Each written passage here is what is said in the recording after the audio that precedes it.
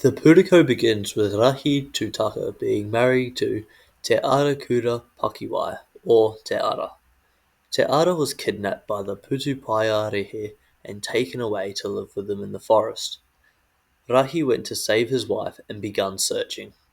He brought eggs along with him for sustenance and carried these eggs in a basket called a key. The Putupairahiri saw Rahi coming and cast a spell upon him that some say put two suns into the sky in order to try and scorch him. Close to death, Rahi found a rock that he laid upon. The rock had a special wairoa that helped sustain Rahi while he recovered, the tupu. The Putupairihi saw that Rahi was gaining his strength, so they sent in a taniwha to defeat him. Nanu, the hokoi bird, saw what was going on and flew in to protect Rahi. This is represented by the Kioma players defending the tupu in the pāwera. The taniwha frantically ran around the tupu, forming what is now known as the Te Roto zone. Rahi's father, Eru, had heard his son was in trouble, so cast a spell to build a pathway for Rahi to walk out of the danger area, now seen as Te Ara. Rahi looked to the heavens and saw the 7 stars of Matariki, hence the 7 Po. At once he realized that his father was trying to help him and made his way to the Te Ara.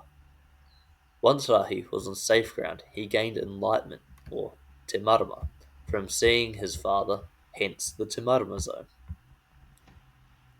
The whakapapa ends by Te Ara being saved and the two iwis negotiating to coexist, which connects to the rules being agreed upon before the start of the game.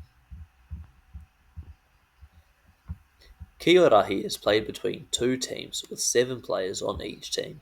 Typically, one team starts the game as the taniwha and the other as the kioma.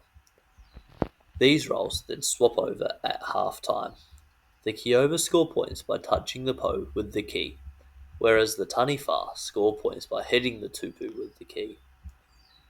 Each person on the team has a role to play when both attacking and defending, and is a test of both physical and tactical attributes.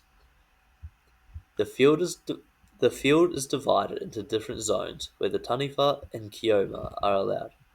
These zones are named Te Ao, Te Roto, Paiwero, Te Ara, Te Wairoa, and Te Marama.